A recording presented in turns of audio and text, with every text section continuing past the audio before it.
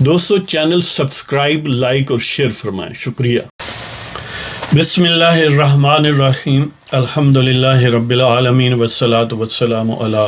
خاتم النبیین، اما بعد۔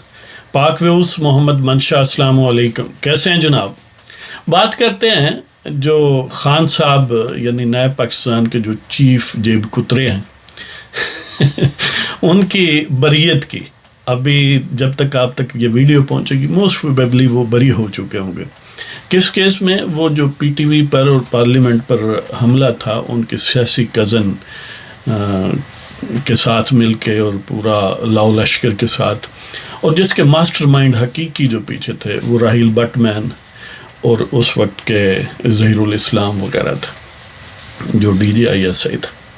لیکن یہ فرنٹ مین تھے، ان کے فرنٹ مین تھے، اس لیے یہ انگلی امپائر کی جو تھی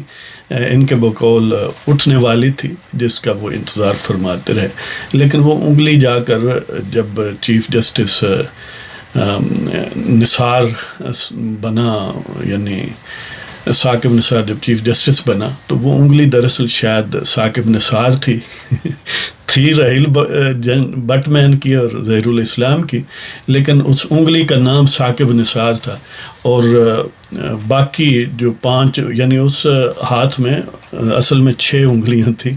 5 وہ پاناما ججز تھے اور 6ٹی جو ہے وہ ثاقب نثار کی انگلی تھی، جس کو کولیکٹیولی وہ امپائر کی انگلی کہتے تھے۔ تو بہرحال جو پرانے پاکستان کے دہشت گرد یعنی اینٹی ٹیررزم کورٹ میں کیس تھا نا، اور پارلیمنٹ پر اور پی ٹی وی پر اگر حملہ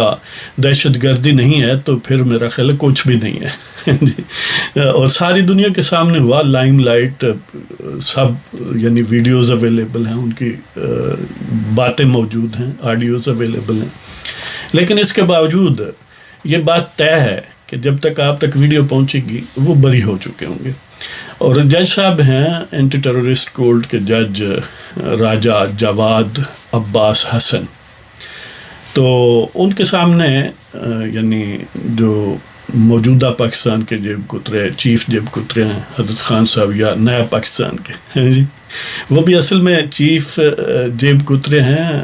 آنریری، اصل جیب کترا پیچھے جی ایچ کیو میں۔ تو بہرحال ان کی طرف سے ان کے وکیل نے درخواست دائر کی تھی کہ انہیں بری کر دیا جائے، اس لیے کہ وہ تو نیک پاک آدمی ہیں جس طرح مشرف صاحب تھے۔ تو عجیب بات یہ ہے، لطیفہ ہے یعنی یہ بھی، کہ جو سرکاری پروسیکیوٹر ہوتا ہے، یعنی جو اصل میں تو سرکار ایک طرح سے مدعی ہوتی ہے نا ایسے کیسز میں جو اسٹیٹ کے اگینسٹ ہوں، اس کی مدعی اسٹیٹ ہوتی ہے، اور وہ جو عدالت میں ان معاملات کو آگے بڑھاتا ہے پروسیکیوٹر جنرل یا پروسیکیوٹر ہوتا ہے۔ تو وہ پروسیکیوٹر پہلے تو مخالفت کر رہا تھا، یعنی یہ ظاہر ہے یعنی پی ٹی آئی کی حکومت سے پہلے کا کیس ہے، پہلے تو وہ بریت کے خلاف تھا، ظاہر ہے وہ اس حق میں تھا کہ یہ واقعتاً حملہ ہوا ہے اور یہ ذمہ دار ہے۔ اب حکومت ہے تو اب وہی سرکار کا پروسیکیوٹر جو ہے وہ کہتا ہے ہمیں تو کوئی اعتراض نہیں، واقعی بری کر دیا جائے۔ یعنی اسی طرح کی صورتحال ہے جس طرح پرویز مشرف کے خلاف غداری کے مقدمے میں اسے چند مرتبہ اپنی گردن سے لٹکانے کا کہا گیا، اور ان کیس کہ وہ زندہ نہ ملیں، کسی اور صورت میں ملیں، تو پھر انہیں گھسیٹ کے ڈی چوک میں لایا جائے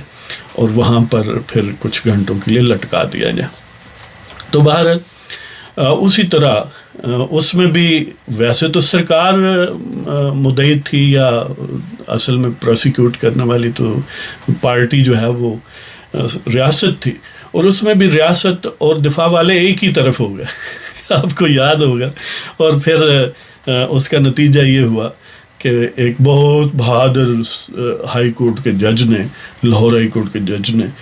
اس عدالت کو فارغ کروا دیا، اور نہ رہا بانس نہ بجی بانسری۔ تو جس طرح وہ پاک باز ٹھہرے، اسی طرح یہ ثاقب نثار کے جو دھلے ہوئے آدمی ہیں حضرت خان صاحب چیف جیب کترے، وہ بھی اب پاک صاف ٹھہریں گے۔ ظاہر ہے وہ جو پارلیمنٹ یا پی ٹی وی پر حملہ تھا وہ تو کہیں پتہ نہیں کہاں سے ہوا تھا، شاید وہ کسی اور ملک کے لوگ تھے، ان کو اشتعال دلانے والے یا پوری پلاننگ کرنے والے اور ایگزیکیوٹ کرنے والے کوئی اور ہی لوگ تھے، یہ نہیں تھے۔ نہ اس میں رحیل بٹ مین تھا، نہ ظہیر الاسلام تھا، نہ عمران خان تھے، نہ ہی ان کے سیاسی کزن جو قادری صاحب ہیں وہ تھے۔ تو بہرحال اس میں ان کا یقینی بات ہے کہ وہ بری ہو جائیں گے، کیونکہ ظاہر ہے دونوں طرف یعنی اپنی ہی سارے آپ ہی ہیں کہ سرکار بھی وہی ہے، ملزم بھی وہی ہے، اور ظاہر ہے آج کل موسم بھی وہی ہے جیسا ان کو سوٹ کرتا ہے۔ تو یہ یعنی پاکستان میں جو عدالتی نظام ہے یا جو ایک پولیٹیکل انسٹیبلٹی ہے اس کا شاخسانہ ہے۔ اور آپ کو یہ بھی یاد ہوگا کہ خان صاحب کئی سال اس میں اشتہاری ملزم رہے ہیں، جنہیں اب وہ ٹٹر کرتے، سرکاری قوال نہیں تھکتے۔ وہ یہ نہیں یاد کرتے کہ خود خان صاحب الیکشن سے پہلے تک باقاعدہ اشتہاری تھے جی۔ تو اب ضمانت پر ہیں، ظاہر ہے اب انہیں کون پوچھ سکتا ہے۔ وہ کہتے ہیں نا کہ مائی ان باواں سر کھول کے لگی آواں، اب تو وہ مائیے کو بھاتے ہیں نا، تب بھی بھاتے تھے جی رحیل بٹ مین کو، ظاہر ہے وہی مینیپولیٹ کر رہے تھے ساری چیزیں، اور ظہیر الاسلام۔ تو بہرحال پاکستان، نئے پاکستان کو مبارک ہو، اور خاص طور پر جو بوٹ پسند لوگ ہیں، بوٹ لورس یا بوٹیا لوگ ہیں، کہ خان صاحب ماشاءاللہ اشتہاری سے ضمانتی ہوئے اور ضمانتی سے اب وہ بری ہو جائیں گے۔ یہ ہماری طرف سے ایڈوانس مبارکباد موصول کریں۔ تو بالکل اسی طرح جس طرح یعنی پرویز مشرف صاحب صاف ستھرے آدمی ہیں، وہ بھی کون جانتا ہے، اس نے کو آئین کو تو الٹا ہی نہیں تھا، پتہ نہیں کس نے الٹا تھا انہوں نے حملہ نہیں کیا تھا۔ اچھا پھر یہ بھی ایک عجیب بات ہے، کہتے ہیں وہ سیاسی کزن ہیں۔ ویسے تو